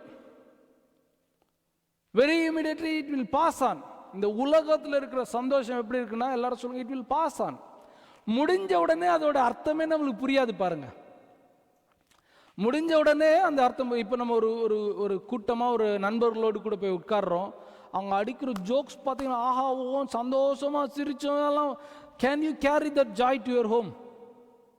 அந்த சந்தோஷத்தை உங்களோட வீட்டில் கொண்டு போயிட்டு அதே சந்தோஷத்தை டிரான்ஸ்ஃபார்ம் பண்ண முடியுமா? அங்கே நான் எவ்வளோ சந்தோஷமாக இருந்தேன் தெரியுமா, நீங்களும் சந்தோஷமாக இருங்கன்னு சொல்லும்போது ஒன்று வேணால் நடக்கலாம். நான் சந்தோஷமாக இருந்தேன், இங்கே வந்தாலே ஒரே தொல்லையாக இருக்குது, ஒரே சத்தமாக இருக்குது, அதை கூட இதை வாங்கித்தான் அதை வாங்கித்தான்ட்டு சந்தோஷமாகவே இருக்க முடியல, வேணா நடக்கலாம். ஆனால் அதே சந்தோஷம் வீட்டில் டிரான்ஸ்ஃபார்ம் ஆகும்னா வாய்ப்பு குறைவு, மிக மிக குறைவு. மதுபான பிரியர்களுக்கு சொல்கிறேன், ஆல்கஹால் குடிக்கிறவங்க எதுக்காக குடிக்கிறாங்க? கொஞ்ச நேரம் சந்தோஷமாக இருக்கும். அவங்களை கேட்டால் அதை சொல்லுவாங்க, கொஞ்ச நேரம் சந்தோஷமாக இருக்கும். அது முடிஞ்ச பிறகு என்ன ஆகுது? சந்தோஷம் எங்கே எந்த கடையில் விற்குன்று தேடுற அளவுக்கு மாறிடுவாங்க. இந்த உலகத்தில் இருக்கிற சந்தோஷம் எல்லாமே பாசிங் ஆன், அப்படியே போயிடும். அந்த சந்தோஷத்திலேயே நம்ம சந்தோஷப்பட்டு கொண்டே இருக்க விரும்பினா அந்த சந்தோஷம் போயிடும். அதில் இயேசு கிறிஸ்து என் சந்தோஷத்தில் அப்படின்னா அது என்ன சந்தோஷம்? அது என்ன சந்தோஷம்? அதை நம்ம கற்றுக்கொள்ள வேண்டும். ஏனென்றால் நம்ம சந்தோஷமாக இருந்தால் நம்மளுடைய ஆத்மாவுக்கு ரொம்ப நல்லதான் இல்லையா? இன்னைக்கு டாக்டர்ஸ் கிட்ட போய் சொன்னால் என்ன சொல்கிறாங்க? துக்கப்படாதீங்க சொல்கிறாங்களா இல்லையா? கவலைப்படாதீங்க, நிறைய யோசிக்காதீங்க, சந்தோஷமாக இருங்க சொல்லியிருக்கிறாங்களா? சொல்லலையா? எனக்கு சொல்லியிருக்கிறேன், நிறைய யோசிக்காதீங்க. If you think too much that will worsen your health. நிறைய யோசிச்சு என்ன ஆகுமா? நம்மளை அறியாமலே கொஞ்சமாக காரியங்கள் பழுதடைய ஆரம்பிக்கும் இல்லையா? நான் அநேக முறை உங்களுக்கு சொல்லியிருக்கிறேன். உடல் பருமனாக இருக்கிறாங்க, குண்டாக இருக்கிறாங்க, அதனால தான் அன்ஹெல்த்தின்னு நினைக்காதீங்க. இன்னைக்கு ஒல்லியாக இருக்கிறவங்களுக்கும் என்ன இருக்குது? பிளட் ப்ரெஷர் இருக்குது, டயபெட்டிஸ் இருக்குது, இருக்கக்கூடாதெல்லாம் இருக்குது. ஃபஸ்ட்டு நம்மளுடைய பார்வையில் என்ன நினச்சிட்டு, உடல் கொஞ்சம் பருமனாக இருந்தால், கொஞ்சம் குண்டாக இருந்தால் இதெல்லாம் இருக்குதுன்னு நினச்சிட்டு இருக்கிறோம். இப்போ அப்படி இல்லை, எல்லாருக்குமே இருக்குது. ஏன்னா டூ மச் ஆஃப் திங்கிங். ஏன்னா அவங்களோட வாழ்க்கையில் சந்தோஷமே இருக்கிறது இல்லை. உங்களுக்கு எல்லாருக்கும் தெரிஞ்ச ஒரு கதை தான் சொல்கிறேன், ஜோக்கு கதை எல்லாமே தெரிஞ்சது தான். ஒரு ஆள் என்ன பண்ணாராம், டாக்டர்கிட்ட போனாராம். டாக்டர்கிட்ட போன உடனே டாக்டர் சொன்னாராம், எனக்கு ஒரே மனபாரமாக இருக்குது டாக்டர், எப்போ பார்த்தாலும் ஒரு மாதிரி கடியாகவே இருக்குது, என் முகத்தை பார்க்கவே ஒரு மாதிரி இருக்குது, வெறுப்பாக இருக்குது அப்படின்னு சொன்னார். அப்போ டாக்டர் சொன்னார், சந்தோஷமாக இருங்க, ட்ரை பண்ணுங்க, ஃப்ரெண்ட்ஸோடு கூட இருங்க, அப்படி இருங்க இப்படி இருங்கன்னு சொன்னாராம். நான் எவ்வளோ ட்ரை பண்ணிட்டேன் டாக்டர், ஆனால் என்னால் முடியல. அப்படியா? அப்போ நீ என்ன பண்ண, இந்த ஊரில் ஒரு சர்க்கஸ் ஒன்று வந்திருக்கு, ஒரு சர்க்கஸ் ஒன்று வந்திருக்கு, அந்த சர்க்கஸில் போயிட்டு அங்கே ஒரு க்ளவுன் இருக்கிறான். அந்த க்ளவுன் எப்படிப்பட்டவனாக இருக்கிறான்? எவ்வளோ அழுமூஞ்சி குழந்தையாக இருந்தாலும் சிரிக்க வச்சிடறான். அவனோட சேஷ்டைகள், மங்கி மாதிரி பண்ணுறது, அப்படி இப்படி குதிக்கிறது, மூக்கில் ஒரு பால் வச்சுக்கிறது, சுருளாக முடி வச்சுக்கிறது. அந்த க்ளவுனை போய் பாரு, நான் ஐ கேரண்டி உனக்கு சந்தோஷம் இருக்குன்னு சொல்லி. அப்போ அந்த பேஷண்ட் என்ன சொன்னாரா? உங்களுக்கு தெரிஞ்ச கதை தானே, வேதத்தில் வெளிப்படுத்தல் 21, 22 என்னன்னு கேட்ட மாதிரி பார்க்குறீங்க. அந்த பேஷண்ட் என்ன சொன்னாரா? நான் தான் அந்த க்ளவுன், நான் தான் எல்லாரையும் சொன்னேன். அதே மாதிரி தான் இயேசு கிறிஸ்து எல்லாருக்கும் சந்தோஷம் கொடுக்க வந்தவர். அநேக நேரத்தில் அவருக்குள்ள சந்தோஷம் இல்லாத சூழ்நிலை தான். Will you B Claude if you are rejected? உங்களை உதாசீனப்படுத்தும் போது சந்தோஷப்படுவீங்களா? உங்களை இந்த ஊருக்குள்ளே வர வேணாம், இந்த என் வீட்டுக்குள்ளே நீ நுழையவே கூடாதுன்னு யாராகிலும் சொல்லும்போது சந்தோஷப்படுவீங்களா? உங்களோட அற்புதம் எனக்கு வேண்டாம், டோன்ட் டூ இட். ஒரு ஊரில் என்ன பண்ணுறாரு, பிசாசு துரத்திட்டார். இன்னும் ஒரு கூட்டமான ஒரு பிசாசு என்ன பண்ணுறாரு, துரத்தின உடனே அது கேட்குது, எங்கே போகணுன்ட்டு கேட்குது. கர்த்தர் எவ்வளோ நல்லவர் பாருங்க, பிசாசுடைய ஜபத்துக்கு செவி சாய்க்கிறார். என்னன்னு கேட்டது பிசாசு, எங்களை எதுவும் பண்ணிடாதீங்க ஆண்டவரே, எங்களை பன்றிகளுக்கு ஜபத்துக்கு பதில் கிடைக்கிறவங்களுக்கு சொல்ற. பிசாசு ஜபம் கேட்டா கூட பதில் கொடுக்கிறவர் நம்முடைய ஆண்டவர், நல்லவர். பன்றிகளுக்குள்ள இறக்குங்கன்னு இறக்கிட்டார். பன்றிகள்லாம் என்ன பண்ணிருச்சு, மேல இருந்து இதோ வருகிறேன் திப்பு திப்பு திப்புன்னு குதிச்சு எல்லாம் செத்து போயிடுச்சு. அந்த ஊர்ல இருக்கிறவங்க என்ன சொன்னாங்க, இதோட எங்களுடைய ஊருக்கு வரக்கூடாது. உலகத்துக்கே சந்தோஷத்தை கொடுக்க வந்தவர் அநேக நேரத்தில் என்ன ஆயிட்டார், அந்த கிளவுன் மாதிரி, எனக்கு சந்தோஷம் இல்லை. சுற்றி நடக்கிற காரியங்கள் எல்லாவற்றிலும் பார்த்தீங்கன்னா அவருக்கு சந்தோஷமே இல்லை. பாவின்னு சொன்னாங்க, பிசாசுகளின் தலைவன் சொன்னாங்க, போஜன பிரியன், மதுபான பிரியன், எப்போ பார்த்தாலும் இயேசு எங்கே தெரியலாம், அவரா அங்கே பாருங்க அந்த கும்பலாக பாவம் பண்ணுவாங்களா, அவங்க கூட போய் உட்காந்துருப்பார். யார் வீட்டுக்கு இன்னைக்கு வீட்டு கூட்டம்னா, அந்த வேசியினுடைய வீட்டில் வீட்டு கூட்டம். யார் வீட்டில் வீட்டு கூட்டம்னா, எல்லாரும் வெறுத்த மத்தேயுடைய வீட்டில் வீட்டு கூட்டம். அவர் தேர்ந்தெடுக்கிற இடம்லாம் பாருங்களேன். நாம இருந்தா என்ன பண்ணுவோம், எது சந்தோஷமா இருக்குதோ அங்க போவோம், அப்போதான் நமக்கு நல்லா சந்தோஷம். நான் சொல்றேன், உங்களுக்கு சந்தோஷம் டிரான்ஸ்ஃபார்ம் ஆகவே ஆகாது. இயேசு கிறிஸ்து தேர்ந்தெடுத்த இடம்லாம் பாருங்க, அழுகை, துக்கம். யாரெல்லாம் பரியாசம் பண்ணியிருப்பாங்களோ அவங்க வீட்டில் தான் போய் உட்காந்துருப்பாரு, அவங்க கூட தான் போய் உட்காந்துருப்பாரு. ஆனா அவர் என்னவா இருக்கிறார், உலகத்துக்கு சந்தோஷத்தை கொடுக்கும்படியாக வந்தார். ஆமாவா இல்லைங்களா? ஆனால் அவருடைய வாழ்க்கையில சுத்தி நடக்கிற காரியங்கள் இதுல எல்லாம் சந்தோஷப்பட்டிருப்பாரா? நீங்களும் நானும் சந்தோஷப்பட மாட்டோம். உங்களை வேண்டாம் சொன்னா சந்தோஷப்படுவீங்களா? நீங்க ஜென் மோடுக்கு போயிட்டீங்க, அதாவது யோவான் மாதிரி ஆயிட்டீங்க. பூமியில ஒரு 10 அடி மேல பறந்துக்கிட்டு நல்லா இருக்கிறீங்களான்னு கேட்டா காத்துல பேசுறவங்க, பிரைஸ் லார்ட், காத்தோடு தான் வரும். நல்லா இருக்கிறீங்களான்னு கேட்டா நல்லா இருக்கிறோம், கர்த்தருக்குள்ள நல்லா இருக்கும். அப்படி பேசினாதான் நீங்களும் கூட பரிசுத்தவான்னு நினைச்சுக்கிறீங்க. நல்லா இருக்கிற பிரதர் சிஸ்டர் நல்லா இருக்கு, பாஸ்டர் ஆயுமா பார், ஒரு அடக்கம் ஒடுக்கலாம் இருக்குதா பார், ஒரே ஜாலியாக சுற்றி தெரிஞ்சுட்டே இருக்கிறான், எப்போ பார்த்தாலும் ஒரே சிரிப்பாகவே இருப்பான். இவெல்லாம் என்ன ஜனங்களோட துக்கம்லாம் இவனுக்கு இருக்குதா பார், எப்போ பார்த்தாலும். இந்த உலகத்துக்கும் அதெல்லாம் விருப்பம் இல்லை. நீங்களே கூட என்ன சொல்லுவீங்க, காலையிலேருந்து ஒரே சந்தோஷமாக சிரிச்சுட்டு சாயந்தரம் நீ எதிர்பார்க்குற துக்கமாக இருக்கணும்ன்ட்டு. ஆனால் இயேசு கிறிஸ்து என்ன சொன்னார், உங்கள் துக்கம் சந்தோஷமாக மாற்ற வேண்டிய பொறுப்பு என் மேலே இருக்குது. ஆனால் அவர் சந்தோஷமா இருந்தாருன்னு பார்த்தீங்கன்னா இங்கே சொல்றாரு, அவர்கள் என் சந்தோஷத்தை நிறைவாய். அப்போ அவருக்குள்ள சந்தோஷம் இருந்திருக்கு. ஆனால் நடந்த சூழ்நிலை எல்லாம் பாருங்க, அவங்க வீட்டில் இருந்தே பாருங்க. இயேசுக்கு அவங்க வீட்டில் 7 பிள்ளைங்க இருந்தாங்களாம். இதே யோவான் சுவிசேஷத்தில் ஒருத்தர் சொல்றாரு, ஏப்பா நீ தான் ரொம்ப பிரபலமாகணும்னு விருப்பப்படுவல்ல, ஊருக்குள்ள உன்னை தேடுவாங்க, போ, ஏன் நீ ஒளிஞ்சு கொள்ற, பரியாசம். சந்தோஷப்பட்டிருப்பாரா இயேசு? இது இவருக்கு இன்னும் டைம் வரல, நான் ஊருக்குள்ள போக வேணான்ட்டு வீட்டுக்குள்ள இருக்கிறாரு. அவரை பார்த்து என்ன சொல்றாரு, பிரதர் என்ன சொல்றாரு, பரியாசம் பண்றாரு. he is teasing him. ஏப்பா நீ தான் you think you are a famous guy, famous ஆகணும்ட்டு நீ விரும்புறல்ல, அப்போ அவங்க வீட்டில் என்ன பேச்சு இருந்திருக்குது, இப்போ பார்த்தாலும் ஃபேமஸ் பிரியரா இருக்கிறார். சந்தோஷப்பட்டிருப்பாரா? சொந்த தம்பியே, சொந்த வீட்டில் இருக்கிற சகோதரர்களே என்ன பரியாசம் பண்றாங்க, சந்தோஷப்பட்டிருப்பாரா? சந்தோஷப்படுறதுக்கான சாத்தியம் அங்க இல்லை. சரி, ஒரு ஊருக்கு நன்மை செய்ய போறார். நன்மை செய்ய போற இடத்துல நன்மையை பெற்றுக்கொண்டோம், எங்களோடு கூட இருங்கன்ட்டு எத்தனை ஊர்ல சொன்னாங்கன்னா ரொம்ப குறைவு. இப்பதான் காமிச்சோம், எங்க ஊரை விட்டு போயிடுங்கன்னு சொல்றாங்க. அநேக இடத்துல அவர் சந்தோஷத்தை விதைக்கிறதுக்கு அங்க மற்றவர்கள் சந்தோஷமானாங்க. ஆனால் அவர் என்னவா இருந்தார், நம்ம வாசிக்க அவரை குறித்து சந்தோஷம் இல்லாத இருக்கிறது போல. ஆனால் ஆண்டவர் சொல்றாரு, என்னுடைய சந்தோஷத்தை. அப்படி என்ன சந்தோஷம் அவருக்குள்ள இருந்தது? என்னுடைய சந்தோஷத்தை கொடுக்கறதுக்காக மத்தேயு சுவிசேஷ புஸ்தகம் 18ஆம் அதிகாரம் 12வது வசனத்துல அவருடைய சந்தோஷத்தினோட ஒரு மாதிரியை இங்க காட்டுறார். மத்தேயு எழுதின சுவிசேஷ புஸ்தகம் 18:12 சொல்லுது, உங்களுக்கு எப்படி தோன்றுகிறது, ஒரு மனுஷனுக்கு 100 ஆடுகள் இருக்க அவைகள் ஒன்று சிதறி போனால் அவன் மற்ற 99 ஆடுகளையும் மலைகளில் விட்டு போக சிதறி போனதை தேடாமல் இருப்பானோ?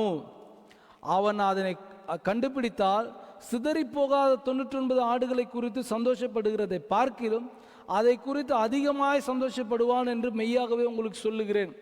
தன்னை குறித்து ஒரு உவமையில சொல்றாருங்க. உங்களுக்கு இந்த கதை தெரியும். ஒருத்தருக்கு 100 ஆடு இருக்குது. அதுதான் யூத முறைமைப்படி 100 ஆடு தான் கொடுப்பாங்க. ஒரு மேய்ப்பருக்கு 100 ஆடு கொடுப்பாங்க. அந்த 100 ஆடுல இப்போ எத்தனை ஆடு தொலைஞ்சிருச்சு? 1 தொலைஞ்சிருச்சு. இப்போ நாமளாக இருந்தால் என்ன சந்தோஷப்படுவோம்? 99 இருக்குதே. அதனால தான் நம்ம சந்தோஷத்தை அவரோட சந்தோஷத்தை பிரித்து காட்டுறேன். 99 இருக்குதே, 90 I have 99, just one I have missed, just only one. ஆனால் அவர் என்ன பண்ணுறாராம்? 99 இருக்கிற சந்தோஷத்தை காட்டிலும் அந்த ஒன்றை பெற்றுக்கொள்ளும்படியாக ஓடி போய் என்ன பண்ணுறாராம்? மலைகளிலே திரிந்து வழி தப்பி திரிகிற அந்த ஒரு ஆட்டை தேடி கண்டுபிடித்து அந்த 99 இருக்கிறத போல அந்த 100வது ஆடையும் தோல் மேலே தூக்கி போட்டுக்கிட்டு சந்தோஷமாக வருகிறது. மெய்யான மேய்ப்பரை போல நானும் இருக்கிறேன்னு சொல்கிறார். இன்னைக்கு நம்மளோட சந்தோஷம் எதில் போயிருக்கோம்? Just miss. 99 இருக்குது, ஒன்னே ஒன்று தான் போச்சு. கர்த்தருக்கு ஸ்தோத்திரம், பெரிய இழப்பு ஒன்றும் வரவில்லை. இதுக்கு கர்த்தருக்கு ஸ்தோத்திரம். இதுதான் நம்ம சந்தோஷம். ஆனால் இயேசு கொடுக்குற சந்தோஷம் என்ன இருக்கு? 99 விட்டுட்டு ஒன்றை தேடி அலைகிறார். இதுதான் இயேசுனோட சந்தோஷத்துக்கு நம்முடைய சந்தோஷத்துக்குமான ஒரு சின்ன வித்தியாசத்துக்கான சின்ன ஒரு விளக்கமாக நான் சொல்லுவேன். நம்ம படுற சந்தோஷம் கொஞ்ச நேரத்தில் போயிடும். வாட் எவர், எனக்கு நிறைய காரியங்கள் புதிய காரியங்கள் நடக்குது, நான் அதில் சந்தோஷப்பட மாட்டேன். ஏன்னா அந்த காரியம் மாறிடும். என்னோட சந்தோஷம் நிறைவாக இருக்கும்படி நம்மளோட சந்தோஷம் எதில் இருக்கணும்னா இயேசு காட்டுற ஒரு வழியை நம்ம பார்க்க போகிறோம். வாசிக்கலாமா? எபிரேயருக்கு எழுதின நிருபம் 12ஆம் அதிகாரம் 2வது வசனம்.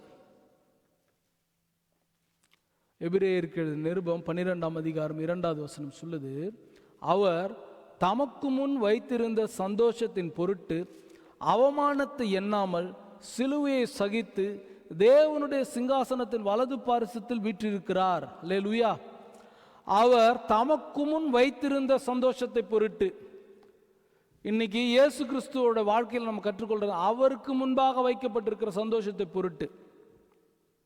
அதற்காக என்ன பண்ணாரா?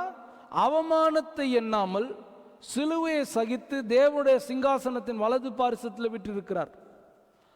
அவருக்கு முன்பதாக ஒரு சந்தோஷ வழிமுறை வைக்கப்பட்டிருக்குது. அது என்ன இருக்குது? எல்லாரும் ரட்சிக்கப்பட வேண்டும் என்பதை உடனே நினைக்காதீங்க. சுவிசேஷம் சொல்றாரு பாஸ்டர் அப்படின்னு நினைக்காதீங்க. அதுக்கு மாத்திரம் நான் பேசல, அதுவும் நமக்கு கொடுக்கப்பட்ட காரியம். ஆனால் இயேசு என்ன சொல்றாரு? அவருக்கு முன்பதாக வைக்கப்பட்டிருக்கிற சந்தோஷம் என்னவா இருக்குதா? ஒரு மனுஷனும் கெட்டு போகாமல் நித்திய ஜீவனை அடையும்படிக்கு. அதற்காக என்ன பண்ணாரா? அவமானமா எண்ணாமல். இன்றைக்கு இதுதான் நம்ம கற்றுக்கொள்ள போறோம். இயேசு கிறிஸ்துவுக்கு கொடுக்கப்பட்டிருக்கிற சந்தோஷத்தின் பொருட்டு அவர் அவமானமா எண்ணாமல். இன்றைக்கு உங்களுக்கும் எனக்கும் பிதா வைத்திருக்கிற சந்தோஷத்தின் பொருட்டு அவமானமா எண்ணாமல் இருக்க ஆயத்தமா இருக்கிறோமா? உங்களை குறித்தும் என்னை குறித்தும் பிதாவாகிய தேவன் கர்த்தராகிய இயேசு கிறிஸ்து பரிசுத்த ஆவியானவர் சந்தோஷப்படணும்னா நாம் என்ன பண்ணணும்? முதலாவது, கர்த்தருக்காக அவமானப்படுகிறதை அலட்சியமாக எண்ணக்கூடாது. அதை நம்ம ஏற்றுக்கொள்ளுகிறதற்கு மனதாக இருக்கணும். ஃபர்ஸ்ட் உங்களோட சந்தோஷம் ரெடியாக இருக்கணும், பூர்ணமாக இருக்கணும்னா உலகம் உங்களை அவமானப்படுத்துகிறதை குறித்து யோசிக்காதீங்க. உங்களை குறித்து கர்த்தராக இயேசு கிறிஸ்து வைத்திருக்கிற திட்டம் எப்படிப்பட்டதா இருக்கிறதோ என்கிறத மாத்திரம் யோசிங்க. அப்போதான் அவர் சொன்ன அந்த சந்தோஷம் என்னுடைய சந்தோஷத்தின் பொருட்டு. இயேசு கிறிஸ்துவனுடைய சந்தோஷம் எதை பொருட்டு இருந்ததுன்னா உலகத்தை பொருட்டு அல்ல, அவருடைய சந்தோஷம் பிதாவினுடைய பொருட்டு இருந்தது. இதுதான் ரகசியம். இன்றைக்கு நான் படுகிற சந்தோஷம் உலகத்தினால் உண்டான சந்தோஷமா இருக்குதா, உலகத்துக்கு சந்தோஷமா இருக்குதா? அது மாறிடும், அது மறைந்து போயிடும். மாறாக நான் படுகிற சந்தோஷம் பிதா சந்தோஷப்படுறாரா? சிம்பிள். எனக்கு கிடைக்கிற அந்த சந்தோஷம் இதுல பிதா சந்தோஷப்படுறாரா? இது சிம்பிள். இந்த sermon சிம்பிளா முடிக்கலாம் இதோடு. எனக்கு கிடைக்கிற சந்தோஷம் தேவனுக்கு சந்தோஷமா இருக்குதா? முடிஞ்சு. சின்னதா நீங்கள் ஆராய்ந்து பார்க்கலாம். இதுல கர்த்தருக்கு என்ன என்கிறதை நீங்கள் ஆராய்ந்து பார்ப்பீர்களானால் உங்களோட சந்தோஷம் மிகுதியா இருக்கும். உங்களோட சந்தோஷம் போவே போவாது. உங்களோட சந்தோஷம் குறையவே குறையாது. ஏன் நேற்று சந்தோஷமா இருந்தீங்க, நேற்று நல்லது நடந்தது சந்தோஷமா, இன்னைக்கு நல்லது நடக்கும் அப்படி சொல்ல மாட்டோம். We will rejoice every day. அதனால தான் சொன்னோம், அரபு தேசங்களில் வெள்ளிக்கிழமை ஆராதிக்கிறாங்க, இங்கே ஞாயிற்றுக்கிழமை ஆராதிக்கிறோம். புதிய ஏற்பாட்டின் முறைமைப்படி எங்கும் எப்பொழுதும் தொழுது கொள்ளுகிற காலம். நான் ஞாயிற்றுக்கிழமை தான் ஆராதிப்பேன், நான் சனிக்கிழமை தான் ஆராதிப்பேன்றது போல நான் இன்னைக்கு தான் சந்தோஷமா இருப்பேன், எனக்கு நல்லது நடந்தால் தான் சந்தோஷமா இருப்பேன். நம்ம இந்த உலகத்தில் இருக்கிற சந்தோஷத்தை சார்ந்து இருக்கிறோம் என்ற அர்த்தம். உலகத்தில் இருக்கிற சந்தோஷம் இல்லைங்க, ஏதாச்சும் நல்லது நடந்தா தானே அப்படின்னா, நடக்கலனாலும் சந்தோஷமா இருக்கிறன்ற முறை தான் நமக்கு நல்லது இல்லையா? நான் கொஞ்சம் உங்களெல்லாம் நம்பி மேலே பேசிட்டு இருக்கிறேன். கர்த்தர் விரும்புகிற காரியத்தை உங்களிடத்துல பேசிட்டு இருக்கிறேன். தமக்கு முன்பாக வைத்திருக்கிற சந்தோஷத்தின் பொருட்டு இயேசு கிறிஸ்து என்ன பண்ணலையா? எதையுமே அவமானமாக எண்ணவே இல்லையா? அவருக்கு முன்பதாக என்ன வைக்கப்பட்டிருந்தது, அது நமக்கு முன்பதாக என்ன வைக்கப்பட்டிருக்கிறது என்று பார்க்கலாமா? ரோமர் 12ஆம் அதிகாரம், ரோமர் 12ஆம் அதிகாரம் 2வது வசனம். ரோமர் 12:2 சொல்லுது, நீங்கள் Romans chapter 12 verse 2 it says, நீங்கள் இந்த பிரபஞ்சத்திற்கு ஒத்த வேஷம் தரியாமல் தேவனுடைய நன்மையும் பிரியமும் பரிபூர்ணமான சித்தம் இன்னதென்று பகுத்தறியத்தக்கதாக உங்கள் மனம் புதிதாகிறதுனாலே மறுரூபமாகுங்கள். தேவனுடைய நன்மை, தேவனுடைய பிரியம், தேவனுடைய சித்தம், இது மூன்றும் நாம செய்கிறது எல்லாவற்றிலும் சரியா இருக்குதா? இது மூன்றும் டிக்காச்சுன்னா உங்களுடைய சந்தோஷம் யார் என்ன துக்க செய்தி சொன்னாலும் மாறாது. யார் என்ன சொன்னாலும், யார் உங்களை அசைத்து பார்த்தாலும் உங்களோட சந்தோஷம் மாறவே மாறாது. நான் மேலான சந்தோஷம், இயேசு கிறிஸ்துவோட சந்தோஷத்தை குறித்து பேசிக்கொண்டிருக்கிறேன். மற்றபடி பார்த்தா நமக்கு எப்படி இருக்கும்னா, நம்ம சந்தோஷம் கொஞ்ச நேரத்தில் குறைஞ்சிடும், நேரம் போக போக போக குறைஞ்சிடும். அந்த சந்தோஷத்தின் செய்திக்கு மாறாக ஆப்போசிட்டாக யாராச்சும் வந்து சொன்னாங்கன்னா குறைஞ்சிடும். உங்களுக்கு சொல்லுவோமே, உங்களுக்கு மெடிக்கல் ரிப்போர்ட்டுக்காக நீங்கள் வெயிட் பண்ணிட்டு இருக்கிறீங்க, அவங்க சொல்கிறாங்க உங்களுக்கு இந்த டெட்லி டிசீஸ் இல்லை, உங்களுக்கு you don't have this deadly disease, அதாவது உயிரை போக்குகிற அளவுக்கு இந்த வியாதி இல்லை. சந்தோஷப்படுறோம், கர்த்தருக்கு சோத்திரம், கர்த்தர் நல்லவர், கர்த்தர். ஆனால் நீங்கள் இந்த வியாதி போகிற வரைக்கும், அதாவது போவாது, உயிருள்ள வரைக்கும் நீங்கள் என்ன பண்ணணும்? கை நிறைய மாத்திரை போடணும். இப்போ சந்தோஷமா இருப்பீங்களா?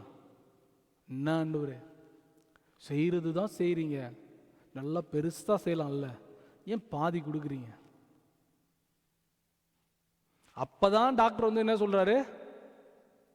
நற்செய்தி, கர்த்தர் நல்லவர், நான் கர்த்தருக்குள் மகிழ்ந்திருப்பேன், நான் கர்த்தருக்குள் களி கூறுவேன்னு சொல்லி பாட்டு பாடி முடிக்கிறதுக்குள்ள ஆனா நீங்க இந்த மாத்திரையே போடணும் அப்படின்னு சொல்லிட்டு எப்படி இருக்கும்?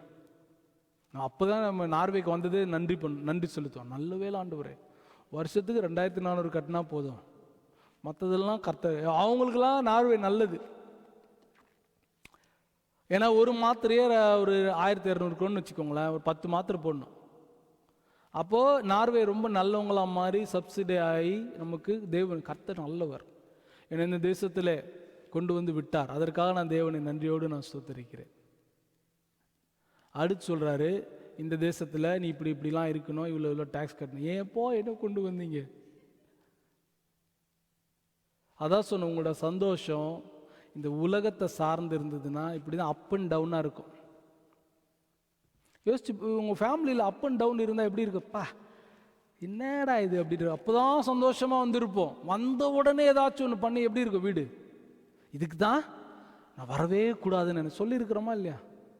இதுக்கு தான் நான் அங்கேயே இருந்தேன். அது வீடு கிடையாது, அது அங்கே எப்படி நீ இருப்ப? நீ வீட்டுக்கு வந்து தான் ஆகணும். போராட்டம் உலகத்தில் உபத்திரவம் உண்டு என்று வேதம் சொல். இயேசு கிறிஸ்துவே சொல்றார், உபத்திரவம் உண்டுன்னு சொன்னவர் பிதா கிட்ட என்ன ஜெபம் பண்றாரா? என்னுடைய சந்தோஷத்தை உங்களுக்கு கொடுங்க, ஏன்னா உலகம் அவங்களை பகைக்க போகுது. என்னுடைய சந்தோஷத்தை கொடுங்க, என்னுடைய சந்தோஷத்தை கொடுங்க. அவருடைய சந்தோஷம் மாறவே மாறாது. ஏன்னா அவருடைய பிதாவினுடைய பரிபூர்ண சித்தம் என்னது என்று பகுத்தறிந்து கொள்ளுகிறார். நீங்களும் நானும் ஆண்டவருடைய சித்தம் என்னது என்று பகுத்தறிகிறோமா? ஆண்டவருடைய சித்தம் இதுதான் என்று பகுத்தறிந்து வாழ்றோமா? ஏதோ நடக்குது.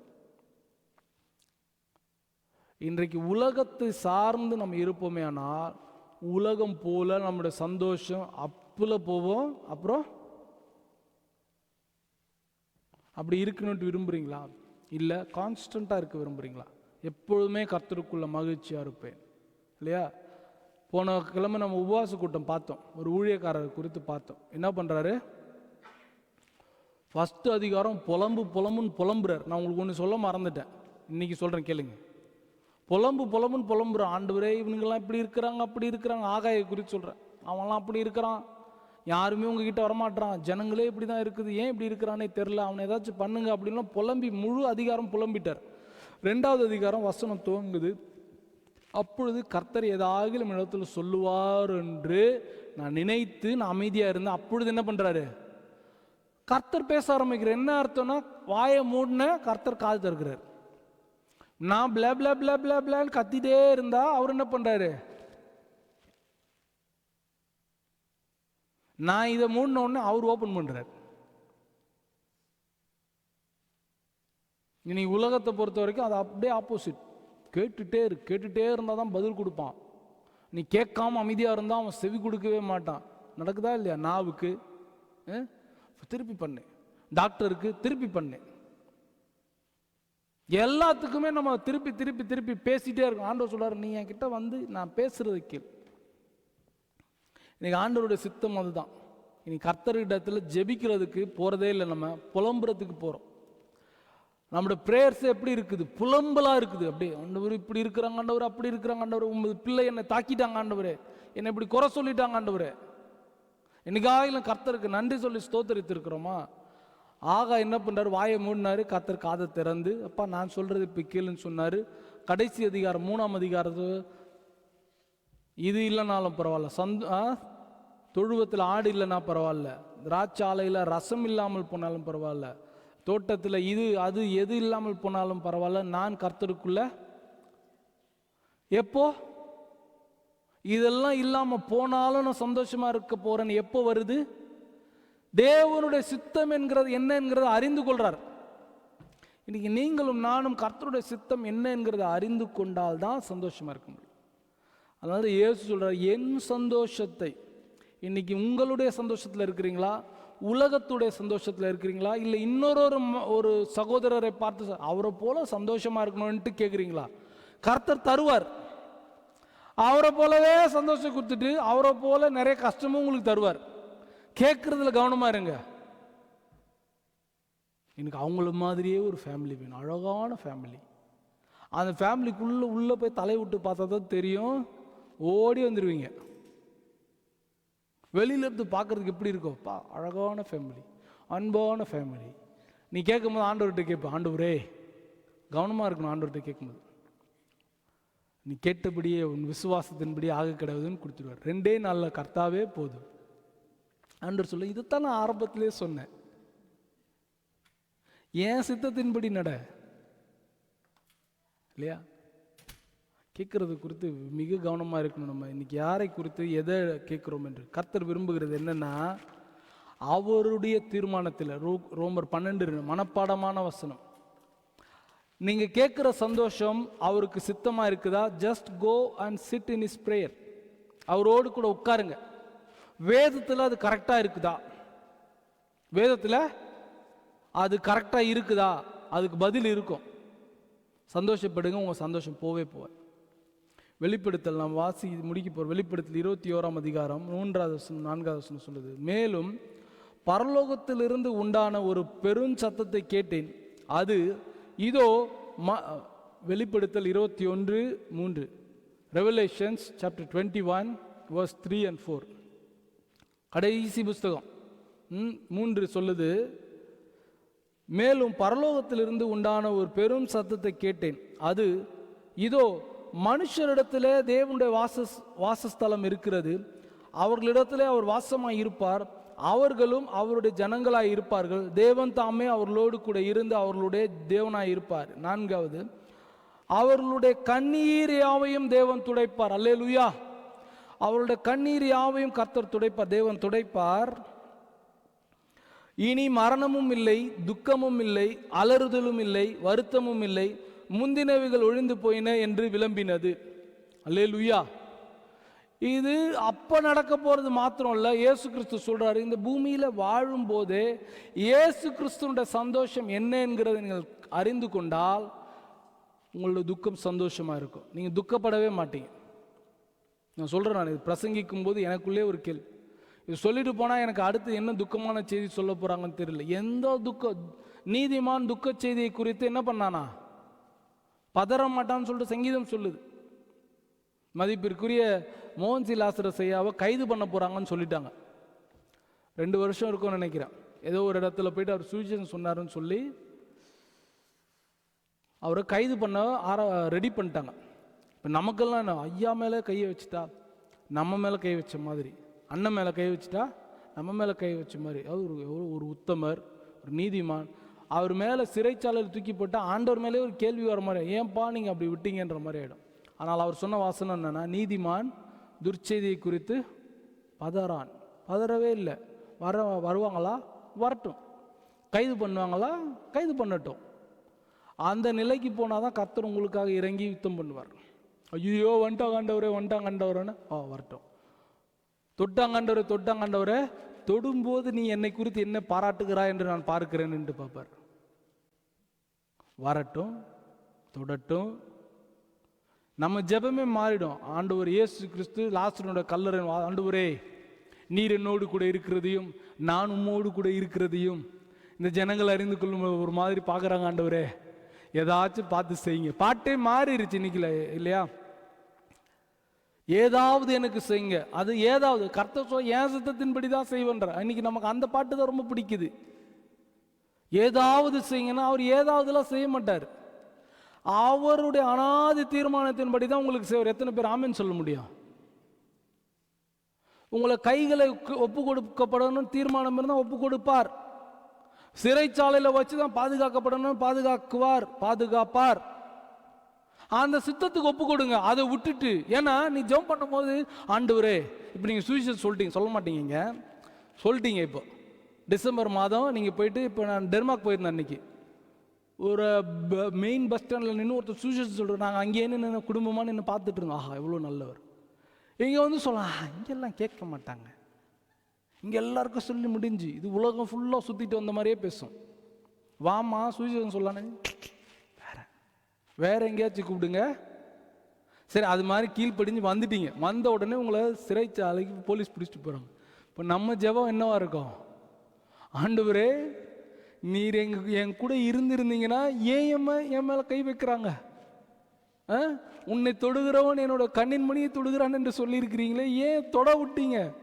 ஆண்டவர் சொல்லுவார், தொட்டாதான்ப்பா நான் உன் கூட இருக்கிறேன்றது திட்டம். இன்னைக்கு நம்ம கேட்குற சமாதானம், சந்தோஷம் தேவனுடைய தீர்மானத்தின்படி இல்லை. நம்ம கேட்கறதுலாம் நம்முடைய தீர்மானம், நம்முடைய சித்தம். அதனால தான் அந்த சந்தோஷம் என்ன ஆயிடுது? இயேசு கிறிஸ்து சொல்ற சந்தோஷம் குறையவே குறையாது. அவர் என்ன சொல்றாரு? பிதாவுடைய தீர்மானத்தின்படி குமாரன் காட்டி கொடுக்கப்பட்டு, குற்றவாளி போல திருடனை போல காட்டி கொடுக்கப்பட்டு, அவர் கண்ணத்தில் ஒரு வசனம் வாசிக்கும் போது, ஏன்பா why did you allow that? He is my God அப்படின்ற எனக்கே ஒரு தூண்டுதல் வருது. கண்ணத்திலே ஒன்று வச்சாங்களாம். பேசிட்டே இருக்கும்போது, அடி வாங்கியிருக்கிறீங்களா? பேசிட்டே இருக்கும்போது கண்ணத்தில் ஒன்று பளிர்னு வச்சா, நான் வாங்கினதெல்லாம் அடிச்சிருக்கு. எம்பராஸ்மெண்ட். பேசிட்டே இருக்கும்போது கன்னத்தில் அரைஞ்ச அப்படி, அது ஜீவனுள்ள வார்த்தையை பேசிட்டு இருக்கிறார். நம்முடைய பொருட்டு அவருடைய சந்தோஷத்தை ஒப்பு கொடுத்தார். அப்ப இயேசு கிறிஸ்துவில் இருக்கிற சந்தோஷம் நமக்கு வேணுமா, இந்த உலகத்தில் இருக்கிற சந்தோஷம் வேணுமா? இன்றைக்கு நாம தான் முடிவு பண்ணணும். இயேசு கிறிஸ்துவில் இருக்கிற சந்தோஷம் நாம நினைக்கிறபடி இருக்காது, ஆனா பிதா நினைக்கிறபடி இருக்கும். அந்த சந்தோஷத்துல கட்டாயம் தேவன் மகிமைப்படுவார். உங்களோட சந்தோஷத்துல தேவன் மகிமைப்படுறாரா? சிங்கிள் செக், அதை மாத்திரம் மகிமைப்பட்டு தீர்மானம் பண்ணுங்க. எனக்கு இந்த அக்டோபர் மாதத்துல எனக்கு வேலை இல்லைன்னு சொன்னாங்க, ஆகஸ்ட் மாதத்துல எனக்கு வேலை முடியுதுன்னு சொன்னாங்க. கர்த்தர் கிருபையாக நடத்தினார். அப்போ லஞ்ச் ஹாலில் நாங்கள் உட்காந்து பேசிகிட்டு இருக்கிறோம். இந்த மாதிரி ஜனவரி மாதத்துலேருந்து நிறைய பேருக்கு வேலை போப்போதான். அப்படிங்களா? அப்படிங்களா, என்னன்னே தெரியல, நிறைய பேருக்கு லே ஆஃப் வரப்போதான், அந்த கம்பெனியில் இந்த கம்பெனியில் இப்படி அப்படி அப்படின்னு சொல்லிகிட்டே இருக்கிறாங்க. நமக்கு ஜனவரியில் பிப்ரவரியில் தெரிஞ்சிடும் இந்த ஊரில் இருக்கலாமா போயிடலாமா அப்படின்னு பேசிகிட்டு இருக்கிறாங்க. அப்போ என்கிட்ட டாபிக் என் பக்கத்து, உங்களுக்கு எப்படிங்க? எனக்கு டிசம்பர் மாதத்தோடு கூட முடியுதுங்க அப்படின்னு. அப்போ அவங்க சொன்னாங்க, எங்களை விட உங்கள் நிலைமை ரொம்ப மோசமாக இருக்கே.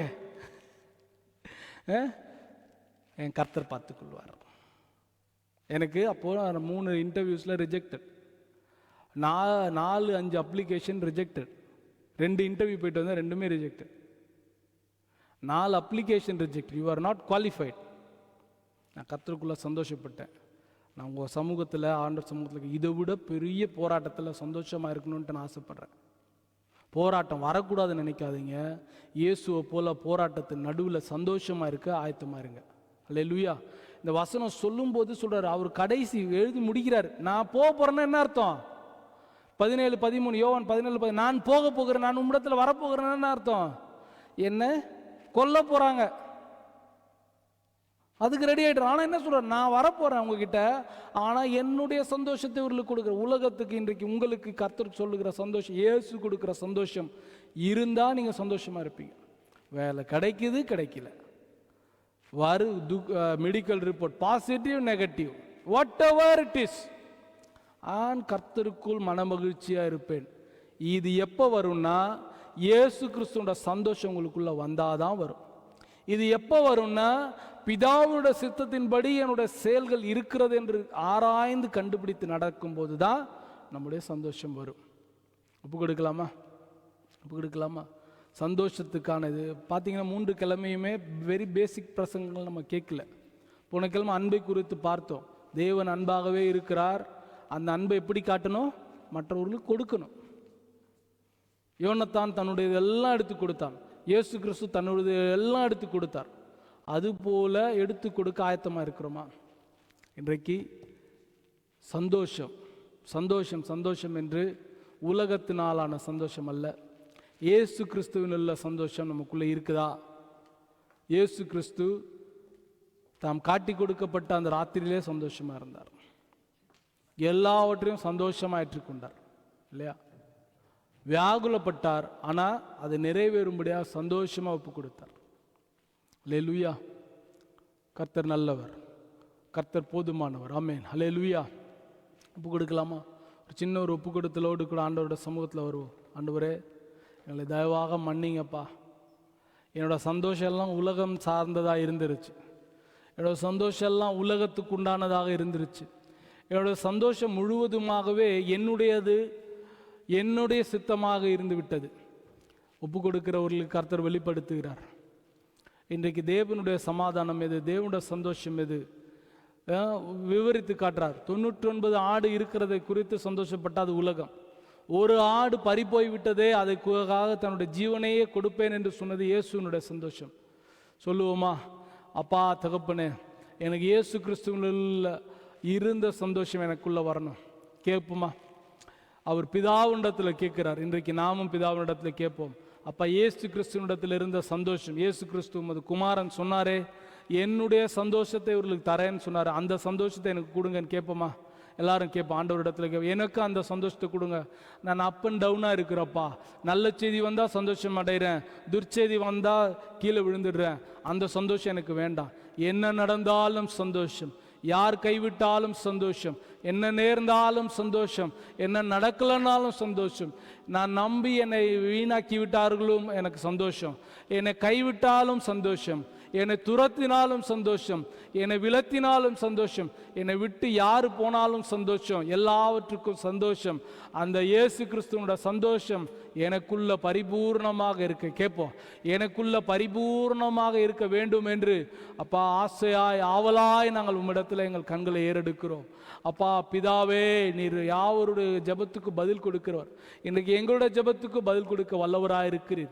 அநேக முறை புலம்புகிறோம். அந்த புலம்பலான ஜெபம் எங்களை விட்டு போகட்டும். சொல்லுவோம், புலம்பலான ஜெபம் எங்களை விட்டு போகட்டும். கர்த்தரை துதித்து பாடி புகழ்ந்து பாடி அப்பா அவருடைய நாமத்தை மகிமைப்படுத்துகிற ஜெபமாக துதியாக மாறட்டும் என்று சொல்லி எங்களை ஒப்பு கொடுக்கிறோம். எங்களை ஒப்பு கொடுக்கிறோம் அப்பா தகப்பன். எங்களை வெறுமையாய் தாழ்த்துகிறோம். எங்களை ஒப்பு கொடுக்கிறோம் அப்பா தகப்பனே. கேட்கிறவன் பெற்றுக்கொள்ளத்தக்கதாக கேட்க கடவன் என்று சொல்லி நிறைய கேட்டோம்ப்பா. எல்லாவற்றையும் கொடுத்தீங்க. இது அப்பா தகப்பனே, இது எங்களோட ஆத்மாவுக்காக கேட்குறோம். எங்களோட ஆத்மாவில் எப்பொழுதும் களி கூறுகிற ஒரு சந்தோஷத்தை கேட்குறோம். கர்த்தர் நீர் உதவி செய்யுங்க. கர்த்தர் நீர் உதவி செய்யுங்க தகப்பனே. நீரே பொறுப்பெடுத்துக் கொள்ளுங்க. முற்றிலுமாய் தாழ்த்துகிறோம். எல்லாவற்றையும் பாதத்தில் ஒப்பு கொடுக்கிறோம். ரட்சகரும் மீட்பெருமா இருக்கிற இயேசு கிறிஸ்துவின் இன்ப நாமத்தில் பிதாவே, ஆமென், ஆமென், ஆமென். கர்த்தர் நல்லவர், ஆமென். கர்த்தர் போதுமானவர், ஆமென். அப்படியே இப்பொழுது காணிக்கையினால கர்த்தரை ஆராதிப்போம்.